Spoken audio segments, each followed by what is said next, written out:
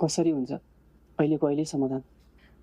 हेर, सिर्जना तेरो साथी मात्रै भएकी भए मलाई ऊमाथि कहिल्यै शङ्का लाग्दैन थियो। तर ऊ तेरो विगत हो। ऊप्रति ममा जति नै सकारात्मक भाव भए पनि कतै न कतै ऊ तेरो श्रीमती थिए भन्ने लागिरहन्छ। त्यसैले उसलाई तेरो नजिक आउन दिनुहुन्न।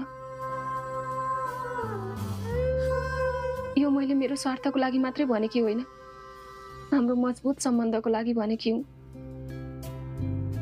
उसो भए मैले के गर्नु पर्यो?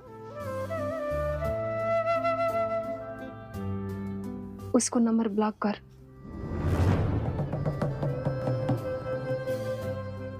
किन अचम्म मान्छस्? अब उसँग तेरो केही